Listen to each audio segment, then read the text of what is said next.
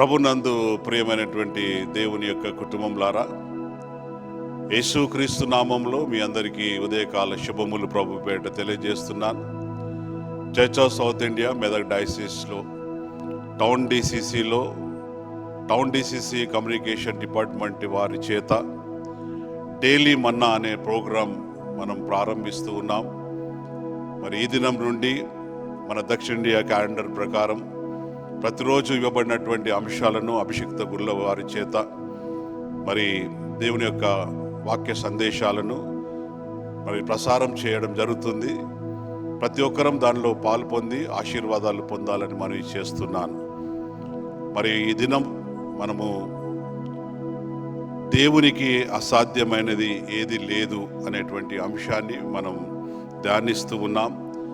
దానికి అనుగుణముగా రాజుల మొదటి గ్రంథము 1వ అధ్యాయము మొదటి 10 వచనములు గల లేఖన భాగాలను ఆధారంగా మనం ఈ యొక్క వాక్య ధ్యానం చేస్తున్నాం. ప్రార్థన పూర్వకంగా మనం ఇటు వాక్యాన్ని ధ్యానించుకుందాము, ప్రార్థించుకుందాము. పరిశుద్ధుడా, కృపగల దేవ, జయంగల తండ్రి, గడిచిన రాత్రంతయు మాకు క్షేమకరమైన విశ్రాంతిని అనుగ్రహించినటువంటి ప్రభుడు, ఈ దినాన్ని మాకు జీవితంలో ఒక బహుమానంగా అనుగ్రహించినటువంటి దేవుడు ప్రభా, ఈ ఉదయకాలం నీ వాక్య ధ్యానం చేస్తుండగా నన్ను నీ బూరగా వాడుకొని నా ద్వారా మీరే మాట్లాడమని, నా నోటి మాటలు మా అందరి హృదయ ధ్యానం దృష్టికి అంగీకారం అంటూ దీవించమని నేను యేసుక్రీస్తు ప్రశస్త నామమును బట్టి అడిగి వేడుకొంచున్నాం తండ్రి, ఆమేన్.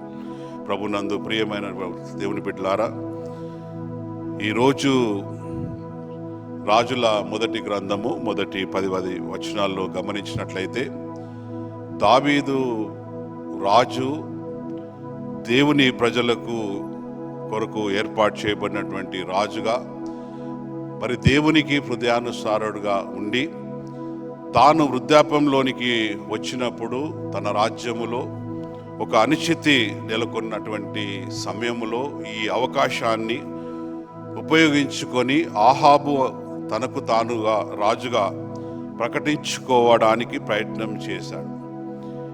ఈ యొక్క ప్రయత్నంలో మానవ దృష్టిలో ఈ యొక్క అదోనియా విజయం సాధించినట్లు కనబడుతుంది, కానీ దేవుని యొక్క ప్రణాళికలో వేరుగా ఉన్నట్లుగా మనం చూస్తూ ఉన్నాం.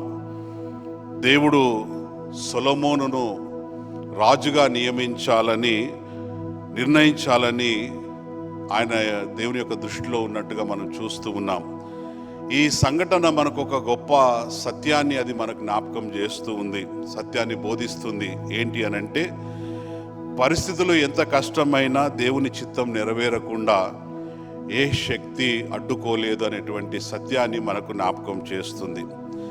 మరి ఈ యొక్క లేఖన భాగాలను మనం గమనిస్తే మొదటి 4 వచనాల్లో బలహీన పరిస్థితులు దేవుని కార్యాన్ని ఆపలేవు అనేటువంటి ఒక గొప్ప ఆత్మీయ సత్యాన్ని మనకు జ్ఞాపకం చేస్తూ ఉంది.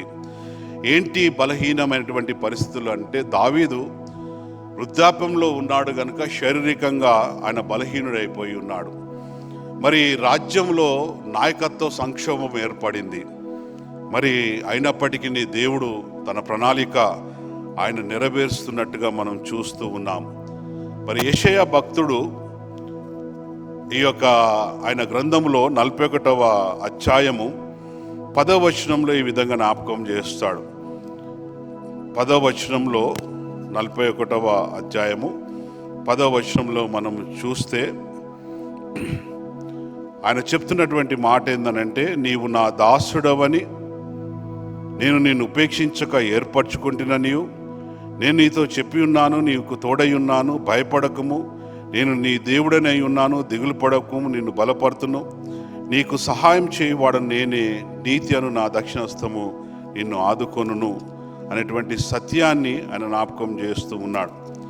కనుక దేవుని యొక్క కార్యాన్ని ఏ స్థితి కూడా ఈ లోకంలో ఆపలేదని జ్ఞాపకం చేస్తూ ఉన్నాం. మన జీవితంలో అనారోగ్య సమస్యనే కానీ, ఆర్థిక ఇబ్బందులే కానీ, మరి కుటుంబ సమస్యలే కానీ, ఇంకేమైనా కానీ దేవుని కార్యాలను ఆపలేవనేటువంటి సత్యాన్ని మనకు జ్ఞాపకం చేస్తూ ఉన్నాడు. రెండవ ప్రాముఖ్యమైనటువంటి ఆత్మీయ సత్యం ఏంటి అనంటే, మానవ ప్రయత్నాలు దేవుని యొక్క సంకల్పాన్ని నెరవేర్చలేవు అనేటువంటి సత్యాన్ని ఆయన జ్ఞాపకం చేస్తున్నాడు. మానవ ప్రయత్నాలు దేవుని యొక్క సంకల్పాన్ని మార్చలేవు. మరి ఈ యొక్క అదోనియా ఆయన గర్వించిన వాడై తనకు తాను నేను రాజుగా అని ప్రకటించుకొని అక్కడ ఉన్నటువంటి సెరయా కుమారుడైనటువంటి యోవాబుతోనూ యాజకుడైన అబ్యాతారుతోనూ ఆయన ఆ ప్రముఖుల యొక్క మద్దతు తీసుకొని ఆయన ఈ యొక్క మానవ ప్రయత్నం కొనసాగిస్తూ ఉన్నాడు.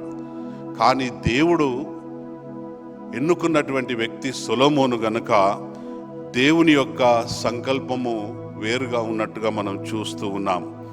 అందుకే జ్ఞాని అయినటువంటి సొలొమోను భక్తుడు సామెతల గ్రంథంలో 19వ అధ్యాయం 21వ వచనంలో ఒక శ్రేష్టమైనటువంటి మాట జ్ఞాపకం చేస్తున్నాడు.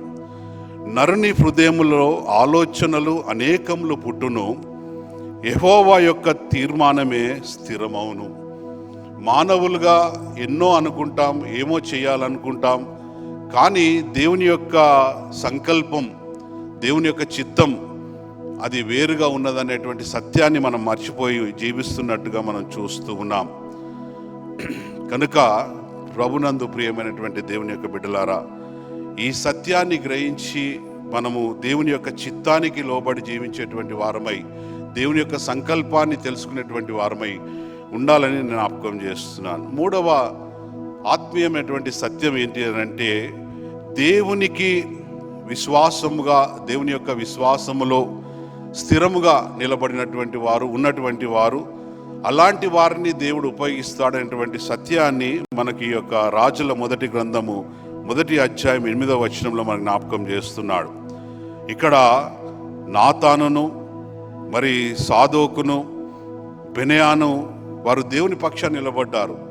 అదోనియా పిలిచినప్పుడు కూడా అటువైపు వెళ్లకుండా దేవుని యందు విశ్వాసం ఉంచి దేవుని యందు వారు స్థిరముగా నిలబడినందుకు దేవుడు వారిని వాడుకుంటున్నట్టుగా మనం చూస్తున్నాం. మరి మనం చూసినట్లయితే దేవుని చిత్తానికి ఎప్పుడైతే మనం విధేయులై ఉంటామో, దేవుడు మనల్ని ఒక బలమైనటువంటి ఒక సాధనంగా తాను ఏర్పరచుకొని మనల్ని నడిపిస్తాడు, దీవిస్తాడనేటువంటి సత్యాన్ని మీకు జ్ఞాపకం చేస్తున్నాను. అందుకే దావీదు భక్తుడు కీర్తన గ్రంథములో 37వ సంకీర్తనలో ఒక మాట అంటాడు, 5వ వచనములో, నీ మార్గమును యెహోవాకు అప్పగించుము, నీవు ఆయన నమ్ముకొనుము, ఆయన నీ కార్యములు నెరవేర్చును. దేవుని బిడ్డలుగా మన మార్గములను దేవునికి అప్పగించుకోవాలి. మనము ఆయనకు నమ్మకముగా ఉన్నట్లయితే ఆయన యొక్క కార్యములు మన ఎడల నెరవేర్చబడతాయనేటువంటి సత్యాన్ని మనకు జ్ఞాపకం చేస్తూ ఉన్నాడు. 4వ ప్రాముఖ్యమైనటువంటి విషయం ఏందనంటే, ఆత్మీయ సత్యం ఏంటంటే, దేవుని చిత్తమే చివరికి గొప్ప విజయాన్ని ఇస్తుంది అనేటువంటి సత్యాన్ని జ్ఞాపకం చేస్తున్నాడు. ఇది రాజుల మొదటి గ్రంథము 9-10 వచనాల్లో మనం చూస్తే ఈ యొక్క సత్యం అక్కడ జ్ఞాపకం చేయబడుతుంది.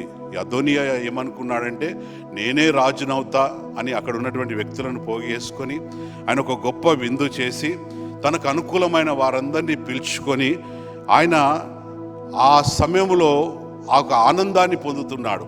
కానీ ఆ ఆనందము కొంతసేపే ఆయనకు ఉన్నట్టుగా మనం చూస్తున్నాం. ఎందుకనంటే ఆ యొక్క తను రాజుగా ప్రకటించుకోవడం అనేది దేవుని చిత్తంలో లేదు. దేవుని చిత్తంలో సొలొమోను రాజుగా చేయాలని. కనుక ఆయన ఎంతగా ప్రయత్నం చేసినప్పటికీ కూడా ఆ ఆనందము తాత్కాలికంగా ఉన్నట్టుగా మనం చూస్తున్నాం. కనుక ఈ బాహ్య విజయాలు మనం పొందుతున్నటువంటి అవి తాత్కాలికమే, కానీ దేవుని చిత్తములో నడిచేటువంటి జీవితం మాత్రము శాశ్వతమైనటువంటి విజయాలను ఇస్తుందని మనకు జ్ఞాపకం చేస్తుంది. కనుక దేవుని యొక్క కుటుంబంలారా, ఈ యొక్క వాక్యము, ఈ అంశం మనకి ఏమని జ్ఞాపకం చేస్తుంది అని అంటే, పరిస్థితులు అసాధ్యంగా కనిపించినా దేవుడు మన పక్షాన పని చేస్తాడు అనేటువంటి సత్యాన్ని మనం జ్ఞాపకం చేసుకోవాలి. రెండవది, దేవుని ప్రణాళికను ఎవరూ అడ్డుకోలేరు. ఎన్నో మానవులుగా అనుకుంటాం ఇలా చేయాలని, కానీ ఏది దేవుని చిత్తం లేనిది జరగదు అని జ్ఞాపకం చేస్తున్నాడు.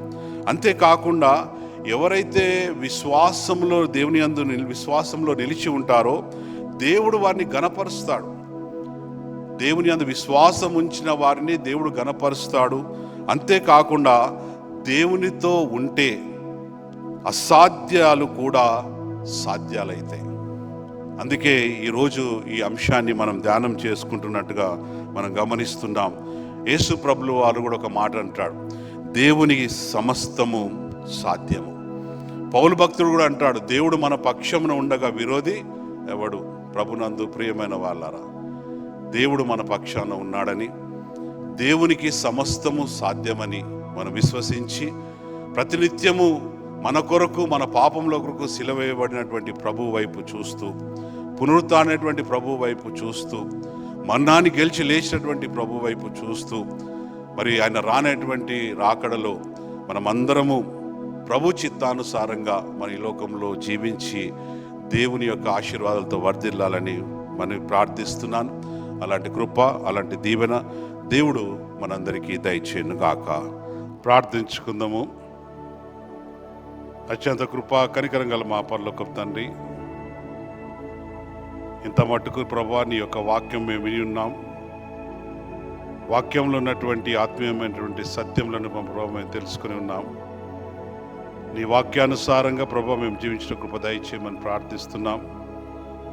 ప్రభావ విత్తబడినటువంటి వాక్యము నిష్ఫలం కాకుండా మా హృదయంలో అది విత్తబడి ప్రభా మేము విశ్వాసములో స్థిరపడి ఆధ్యాత్మికంగా బలపడి అనేకులకు దీవెనకరంగా ఈ లోకంలో ప్రభా నీ బిడ్డలుగా ఉంటకు నీ కృప దయచేయమని నేను యేసుక్రీస్తు ప్రశస్త నామమును బట్టి అడిగి వేడుకొంచున్నాం తండ్రి, ఆమేన్.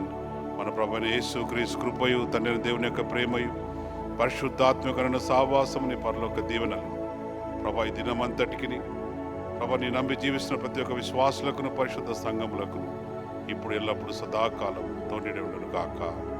ఆమేన్.